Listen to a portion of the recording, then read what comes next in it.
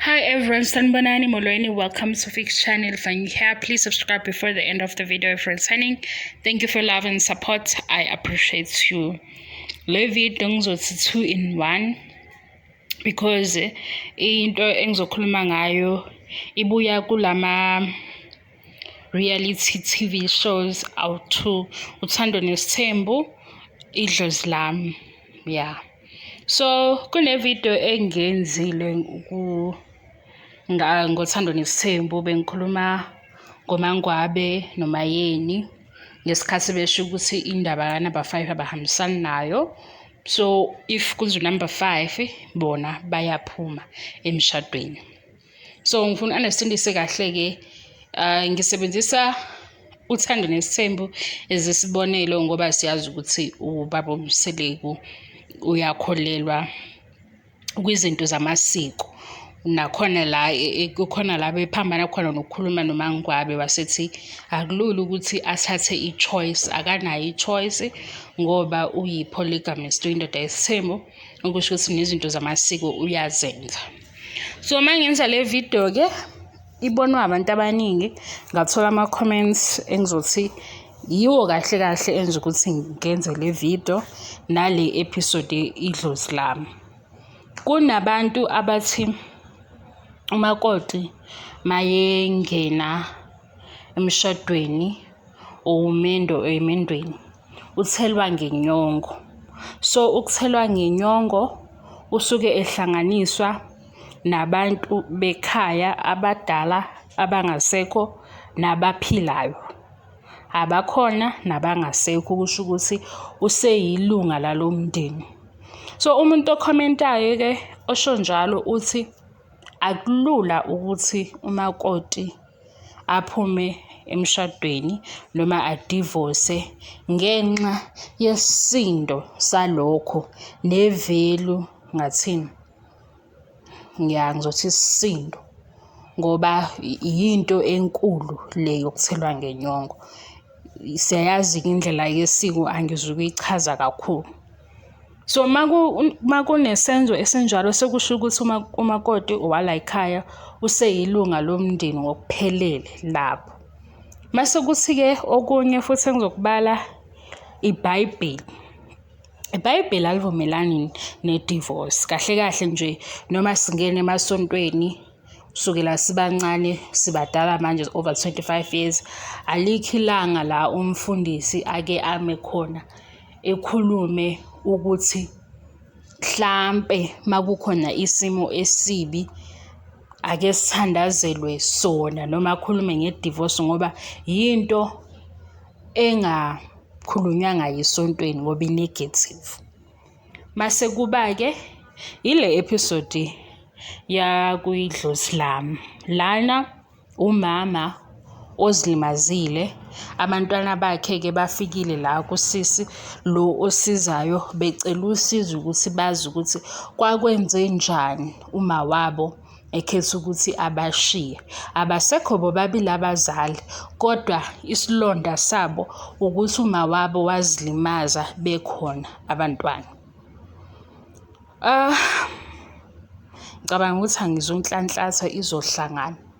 Into eyenzakalile ke la kwiDlozi lami, usisi ukhulumile nalabantwana wabachazela ukuthi uma wabo wayegula lokho ababekubona engathini okwaku physically kubonakala, kodwa futhi nasenhlizweni wayegula lokho ababengakuboni bona njengezingane, futhi engezukwazi ukukhuluma nabo ngoba bayizingane, indaba angekwazi ukuthi ayikhulume nezingane zakhe. Ukugulayo enhlizweni wayehlukumezekile, ehlukumezwa ubaba wabo abantwana, okusho ukuthi manje inhliziyo ikhathele nomzimba nawo unokugula okwafika. Kwaba ke ubuhlungu buyazwela ke kumama, futhi manje nezingane yizo ezimnakekelayo, wagcina sezibona njengomuntu ohlulekile emhlabeni ngoba izingane zakhe kufanele ngabe yena uyayisiza, zisiza yena, ubaba ngesinye isikhathi akatholakali. Kwabaye ukuthi umama wasithatha-ke isinqumo esinzima ukuthi mhlampe mayehamba abantwana bazophila kangcono ngoba manje ubazwisa ubuhlungu ngoba egula kanti nawe usebuhlungwini bokuthi la ahleli khona uhlukumezekile ngezinto angeke akwazi ukuthi ayixoxe ney'ngane. Nayi-ke indaba yami la iyakhona ile ndaba yenyongo. Angithi siyahlonipha ukuthi umakoti uhlanganisiwe nabantu abadala, kodwa manje isimo simbi isimo sikamama. Sikhuluma nangomama abadala bethu ngoba kwesinye isikhathi phela yizo zonke izinto lezi okuba izaluleko nezikhulunywayo ukuthi njengoba sekwenza izinto ezinje uyabekezela. Le ndaba yokubekezela masukuba ukugcizelela inyongo ukuthi uthelwe ngenyongo, hlala. Mina ngithi-ke inyongo inesisindo, isho lukhulu, kodwa nempilo yomuntu ibalulekile. Sikhulu isenzo sakhona, ngiya-understand futhi siyazihlonipha izinto zamasiko, kodwa impilo ibalulekile ngoba ukuthelwa ngenyongo kusuke kade kuba isenzo esihle kuqala uhambo lokuthi umakoti uyangena ekhaya kuzoqhubeka impilo.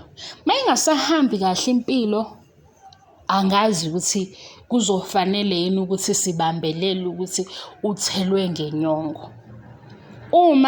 Uma engasaphili njengabantu abaphilayo bonke, engasekho normally, esehleli nje ukuthi uhlalele iy'ngane, yabo leyo nto leyo iyaziwa nabantu abadala bengayifakazela ukuthi baningi. Khona ngisho mama bangena emasontweni, kungabonakali esontweni ukuthi kahle kahle umama usibanibani akaphathekile. Futhi kunzima-ke ukukhathala kwenhliziyo. Le ye-depression inzima, yikho sisala nemibuzo engaphenduleki ngoba umuntu okhathele enhliziyo wakhathala ingqondo akasafani nomuntu ophila njengathi. Usekwenye indawo, kodwa manje uma eya esontweni, isonto lizofike lithi umshado yinto enhle, uNkulunkulu uyakuthanda. Ingabi khona indawo le emgqugquzela ukuthi isimo masibheda kungenzeka ukuthi akuphilekile kahle, noma ngokweze abantu bethi ukudivosa ukwehluleka. Kulungile ukuhluleka, kodwa uzoqala impilo enokuthula. Ngiya lapho, kungaba ukuthi iBhayibheli noma yisiko. Kuney'ndaba la esizizwe ey'ndabeni ukuthi khona ubaba wabulala umakoti wakhe, wamgqiba khona ekhaya wahlala. Mawubheka akwenzakalanga, hlampe kuqale kancane i-abuse, yaqala kancane. And mangikhuluma la angisholo ukuthi ngisho komama kuphela ngoba nakhu ngisebenzise isenzo senyongo. Sengisholo ukuthi nakubaba, nakubhuti, nakumalume. Mayikhathele inhliziyo, ubone ukuthi akulaleki ebusuku ukwazi ukulala ngoba kungenzeka ukuthi ulala ungavuki ngenxa yesimo obhekene naso. Lesi senzo senyongo sisuke sisanayo ivelu, angazi, ngifuna ukwazi lapho. Ningangizwisisi kabi ngoba ngiyazi ukuthi abanye abathandi ukuthi sikhulume izinto ezifana nalezi ngoba zi-deep. I understand 100%, kodwa impilo yomuntu iyisipho esivela kuNkulunkulu. Akekho umuntu ofanele ukuthi aphile njengerobot, aphile njengesilwane. Ubaba, umama, usisi, ubhuti. Uma uhlukumezekile usuzibona ukuthi awufani nabanye abantu, usukhathele. Kunenye i-post engiyifunde ku-Facebook. Lo bhuti uthi isimo sakhe, indlela esibheda ngayo, wathi uyababuka nje benza yonke into abayenzayo, kodwa nje nge-birthday yakhe usesikhethile isinqumo ngoba ayikho into ayiphilelayo.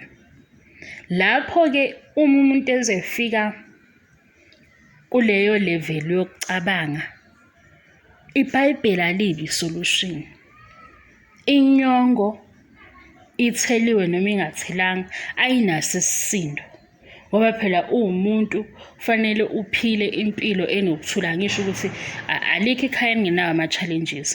Mhlawumbe abanye-ke baye besho ukuthi hey, ningabalaleli abantu abakhuluma kakhulu.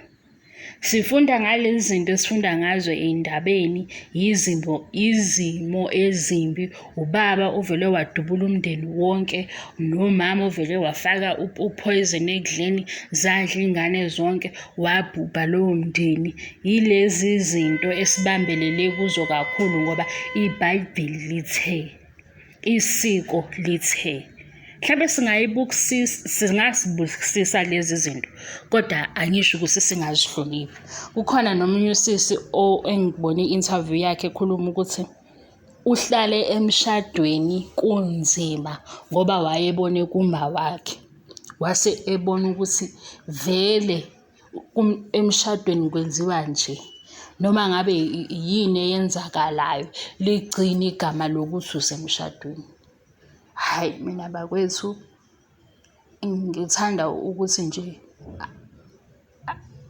yisiko, yisonto, iBhayibheli, kokunye isolution ayikho kwiBhayibheli, ayikho kwisiko. Ifuna isinqumo esinzima ukuthi indawo ekwenza ungasabi umuntu phakathi kwabantu, upretende esontweni kanti uyazi ukuthi ubuyela esihogweni, uthi wenzela iy'ngane akusiyo impilo. Mhlampe-ke ngenzeka ukuthi kwenzekile kubantu abadala ngenxa yeziyalo ezaziqinile, kodwa mina ngiyaphika kosisi bethu nakobhuti bethu ukuthi impilo le yinye. Kukhona ukukhathazeka kwasempilweni okudlulayo, kodwa ngeke uphile uzivalele ejele, ngeke uphile uzivalele esihogweni. Umuntu onenkinga afune usizo. Indaba yokuthi sigcina isiko, umthetho wesonto uthi abafundisi, abazali abadala siyabahlonipha, kodwa impilo yakho sizothini? Ngoba phela umuntu onjalo usuke esephela kancane kancane. Nangu umama, angazi ukuthi bathi wazilimaza. Iy'ngane seziyabuza manje ukuthi kwakuyini le angakwazanga ukuthi ayikhulume nathi. Kanti vele indaba yayisinda ukuthi engayikhuluma ney'ngane zakhe. Mayebona-ke isimo ukuthi vele akekho ubaba ozosiza, ngiyagula, ngihlukumezekile, nalezi ngane angikwazi ukuzinakekela, sengiwumthwalo nasey'nganeni zami. Uma ucabanga ube mhlampe umama wasenza isinqumo sokuthi ubuyele ekhaya noma uhlala kwenye indawo. Ngingafuni ukuthi sigxile le ndaba, bengifuna ukuthi nibone ukuthi i-connect-a kanjani le. Nayo-ke lokuthi bengisebenzise ubaba Mseleku ngoba lama-comments ngiwathole kuleya video engangiyenzile, athi omunye isiko noma isiZulu, ngesiZulu ayikho i-divorce, ayenziwe. Ake ngithi-ke lokho mhlampe kuwumlando noma kuyinto eyaziwayo, kodwa njengoba sihamba nje la emhlabeni, impilo inje, kushisa kubanda. Ma kungekho mnandi akukho mnandi. Ma kuyinkinga edlulayo, inkinga edlulayo. Angisho futhi ukuthi mhlampe lokhu sengikukhulumisa ukuthi lukhona ulazi. Sengibuke kakhulu ama-interviews, ngilalela abantu bekhuluma, ngibona nama-cases avelayo e-GBV nabantu besilisa. Kunobhuti manje othelwe omunye usisi ngamanzi abilayo emhlane. Ngicabanga ukuthi akuqali futhi, seziningi izinto azenzile usisi kulo bhuti. Ubuyelile kuyena. Ma ubheka umuntu osebonile ukuthi ucishe wafa, yini embuyisela emuva? Ingqondo isilimele, likhona isayidi eselilimele ekhanda kuye. Ngoba kufanele ngabe ubonile ukuthi lesi simo esicishe sangibulala, angimbalekele lo muntu ngoba akenzi njengomuntu. Ngabe ushadile, ngabe akashadile. Ngoba phela Siyezwe kuthiwa umama ugwaza ubaba, kwenzeka ukuthi zonke lezo zinto lezo zikhona izinto sizoyihlonipha ngoba zingamasiko ethu. Zikhona izinto futhi ekufanele ukuthi siy'bukisise ukuthi kuyasebenza yini la. I-environment e-toxic akekho umuntu ofanele ehlale khona. Ubaba, umama, yingane, akekho. Ukhona omunye engamuzwa ku-radio esho ukuthi ingoba unekhaya, indlu, esho ukuthi ingoba unendlu. Wambuza umsakazi ukuthi manje mawuthi ngoba usendlini, ingane ehamba isikole ibuka yonke lento eyenzeka endlini, ucabanga ukuthi nje esikoleni i-behave kanjani? Akakwazanga ukuphendula ngoba kunzima. Kodwa ubuke ukuthi sihleli asinethwa, asikho phandle sisendlini.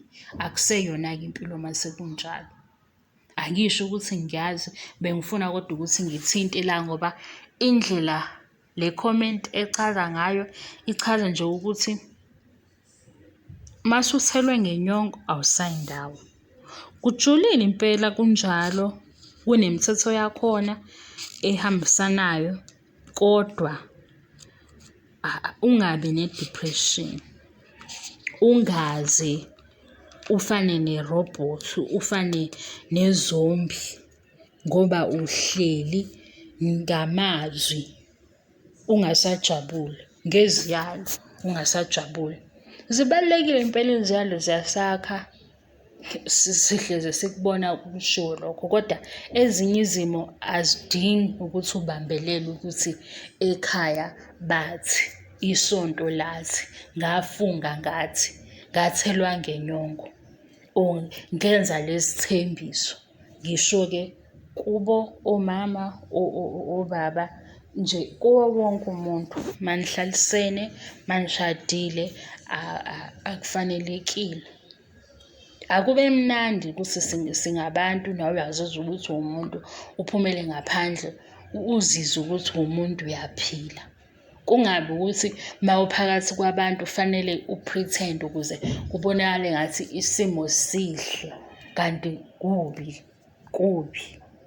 Nakhona iy'ngane futhi ey'khula kwi-environment enjalo ziyabona ngoba nangu usisi omdala ushadile, uyasho ukuthi uhlale isikhathi eside ngoba wayebone kumawakhe. Kwaba ukuthi ubone ukuthi yiyo indlela le kanti akusiyo.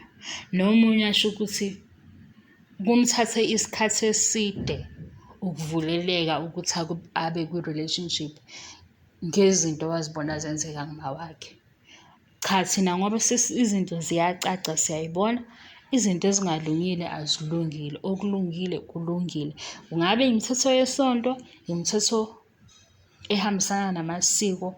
Uma kukwenza ungabe umuntu, angisiboni isidingo sokuthi uzobambelela lapho. Yingakho manje sekukhona ama-projects amaningi agqugquzela ukuthi obaba bekhulume ngoba inkinga ikhona. Asazi ukuthi kusuke kuqale kuphi ukuthi umuntu aze abe abusive, omunye aze agcine engasenandaba nje ukuthi wenza noma yini ekhaya lakhe, ikhaya nje elisengenakuthula. Kodwa umshado into enhle, i-divorce yona akusinto esiyi-celebrate-ayo. Kodwa makufanele bengingasiboni isidingo sokuthi siyothi iBhayibheli li-against noma isiko li-against. Impilo ibalulekile yomuntu wonke ongaphansi komthunzi welanga. Hayi, ngicabanga ukuthi angihlanhlathanga-ke kule video. Bengichaza ukuthi ngihlanganise ama-comments engiwathole kade ngenza ividiyo yothando nesithembu, kwase kuba ile episode engiyibone kwi-Idlozi lam engithinte kakhulu ukuthi sekudlula isikhathi la bantwana kodwa bafuna ukwazi ukuthi isiphi isizathu esenza umawabo azilimaze, mase bethola futhi yinto enzima kakhulu ukubona. Nabo futhi ababengeke bazi ngoba babengazi, kanti mhlawumbe kube yayikhona indlela babezothi asihambe siyohlala noma emkhukhwini iqhubeke impilo. Kodwa-ke okwenzakalile sekwenzakalile, bengifuna nje ukuthi sikushare lokhu futhi sikudiscuss ukuthi i-culture nesonto zikhona izinto ezizosakha noma kwiBhayibheli. Zikhona kodwa izinto eziyodinga ukuthi uthathe i-action uwumuntu ukuze ubuke ukuthi mangisuka la ngiya la impilo izoba ngcono. Asisakhulumi-ke nge-divorce kuphela, sengisho nje empilweni in general. Zikhona izinto okumele uy'bheke ukuthi yes, i-culture yami le ngiyawathanda amasiko, kodwa la makukucindezela kukucisha umoya ungaphefumuli kahle, hhayi hlehla emuva, hlehla emuva. Zikhona izinto eziyokwenziwa abazali zisebenze kubo kodwa zingasebenzi kuwo ngoba impilo injalo. Ngicela ukuyivala-ke manje ngoba nathi nami angisazizwa ukuthi ngitheni. Ngizolinda kuma-comments, angazi noma ningizwisile yini kahle.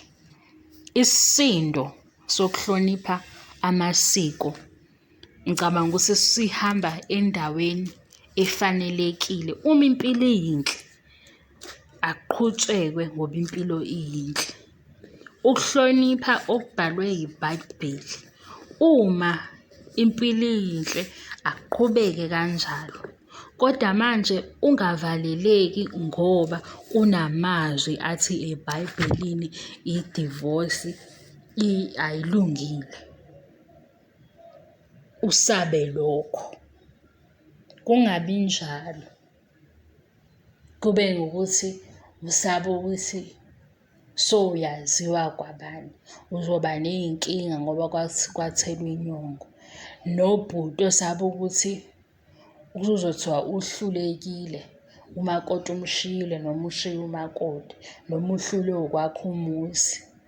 Akuqale kuwe enhlizweni ngoba uma ungajabulile alikho ikhaya elizokwakheka liye phambili. Kuqala kumuntu ethokozile ukuthi kube mnandi nokuba sekhaya. Ikhaya elingenakuthula nje alilihle. Angifuni-ke ukuthi ngize ngixoxe-ke izinto esiy'bona ku-T_V noma iy'tori zabanye abantu ngoba angikaze ngi-experience into efana naleyo, kodwa ngenxa yezimo engizibona zivela ey'ndabeni nasemaphepheni, ngike ngilandele ukuthi kwenzakaleni, yini i-cause yalokhu. Mase uyathola ukuthi ayi bekukubi. Nabanye uma bexoxa ukuthi kwenzeka ukuthi nokuthi ubone ukuthi mhlampe ingcindezi ethile nethile. Ngiyabonga-ke isikhathi senu. Please subscribe if you haven't subscribed. I love you and appreciate you. Bye bye.